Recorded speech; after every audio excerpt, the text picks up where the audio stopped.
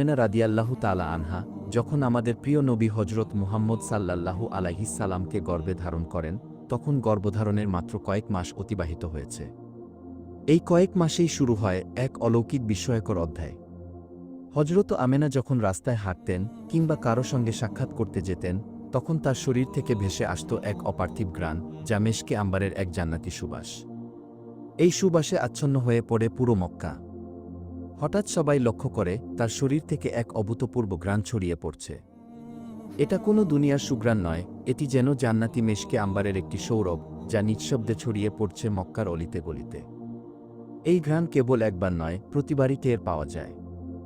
মানুষের মনে কৌতূহল জন্ম হয় এবং গুঞ্জন ছড়িয়ে পড়ে পুরো মক্কায়। লোকেরা বলে, কিভাবে সম্ভব? কিছুদিন আগেই তো তার স্বামী আবদুল্লাহ ইন্তেকাল করেছেন, এবং তার তো জানা আছে আরবের রীতিতে স্বামী মারা গেলে স্ত্রী সুগন্ধি ব্যবহার করতে পারে না, আতর তো দূরের কথা। তাদের প্রশ্ন, তবে কি আমেনা নিজের শরীরে আতর মেখে রাস্তায় ঘুরে বেড়াচ্ছে? মানুষের এই গুঞ্জন ধীরে ধীরে পৌঁছে গেল নবীজির দাদা আব্দুল মুত্তালিবের কানে। মানুষের কাছে এমন কথা শুনে আব্দুল মুত্তালিব অত্যন্ত চিন্তিত হয়ে উঠলেন। অতঃপর একদিন তিনি বাড়িতে ফিরে নিজের স্ত্রীকে ডেকে বললেন, শোনো, আমার ছেলে আবদুল্লাহ ইন্তেকাল করেছে, মাত্র কয়েকদিন হয়েছে। কিন্তু আমার পুত্রবধূ আমেনাকে নিয়ে লোকেরা নানা কথা বলছে। লোকেরা বলে আমেনা আতর মেখে রাস্তায় বের হয়, তার শরীর থেকে আতরের গন্ধ ছড়িয়ে পড়ে। এ সম্পর্কে তুমি কি জানো কিছু?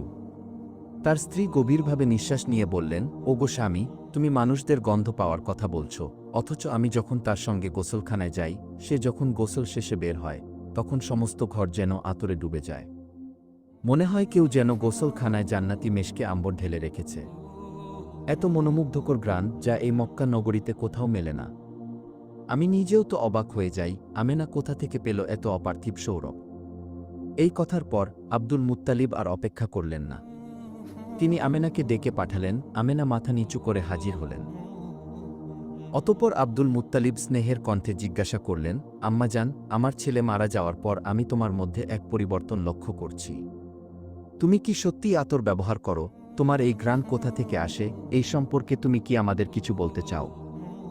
এই প্রশ্ন শুনে হজরত আমেনার চোখ বেয়ে অশ্রু ঝরতে লাগল। তিনি কাপা কণ্ঠে বলতে লাগলেন, আব্বাজান, অনেকদিন ধরে বলতে চাইছিলাম, বলা হয়ে উঠছিল না। কিন্তু আজকে যখন আপনি নিজেই জানতে চাইছেন, তখন না বলেও পারছি না। আব্বাজান, আমি কোনো আতর ব্যবহার করি না, কোনো সুগন্ধি মাখি না। কিন্তু যেদিন থেকে আমার গর্ভে আপনার পুত্র আবদুল্লাহর সন্তান এসেছে, সেদিন থেকে আমি অনুভব করি যেন আমার শরীরটাই মেশকে আম্বারে পরিণত হয়ে গেছে। হজরত আমেনা আরও বললেন, আব্বাজান, শুধু এটুকুই নয়, আমি আরও অনেক আশ্চর্য ঘটনা অনুভব করেছি। আজকে আমি সবকিছুই বলতে চাই। এক রাতে আমি শুয়ে আছি, হঠাৎ দেখি ঘরের মধ্যে 4 জন রমণী প্রবেশ করেছেন। তাদের চেহারায় ছিল নূরের ঝলক। তারা আমার দিকে তাকিয়ে বললেন, চুপ থাকো, কথা বলবে না। আমি বিস্ময়ে চুপচাপ তাকিয়ে রইলাম। তাদের মধ্যে 3 জনের পরিচয় আমি জেনেছি, কিন্তু একজনের নাম জানি না। প্রথমজন ছিলেন হজরত ঈসা আলাইহিসসালামের মা, হজরত মারিয়াম আলাইহিসসালাম। দ্বিতীয় জন ছিলেন ফেরাউনের স্ত্রী, হজরত আছিয়া আলাইহিসসালাম।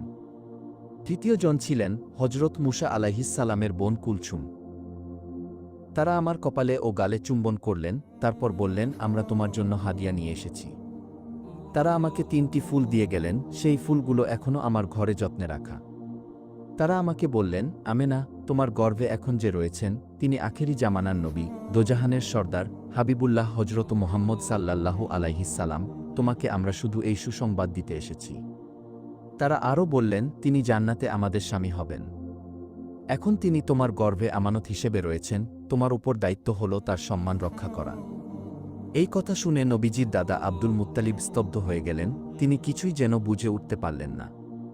হজরত আমেনা আবার বললেন, আব্বাজান, আমি আরও অনেক অলৌকিক ঘটনা লক্ষ্য করেছি। যেদিন থেকে বুঝেছি আমার গর্ভে সন্তান এসেছে, সেদিন থেকে যখন আমি রাস্তায় বের হই, আকাশের মেঘমালা আমাকে ছায়া প্রদান করে। রাস্তার ধুলোবালি গাছপালা যেন আহলান শাহলান বলে সালাম জানাতে থাকে। তখন আমার মনে হয় কেউ যেন আমার সঙ্গে হেঁটে চলেছে। তারা বলে, আখেরি নবীর পদধ্বনি শোনা যাচ্ছে। আব্বাজান, আরেকটি আশ্চর্য ঘটনা আপনাকে বলি। গতকাল কূপ থেকে পানি আনতে গিয়েছিলাম। প্রতিদিন কষ্ট করে বালতি দিয়ে টেনে পানি উপরে তুলতে হয়। কিন্তু কাল যা ঘটল, আমি নিজেই বিশ্বাস করতে পারছিলাম না। আমি পাত্র নিয়ে কূপে পৌঁছাতেই বালতি নিজে থেকেই উপরে উঠতে লাগল। এবং নিজে থেকেই আমার পাত্রটি ভর্তি করে দিল।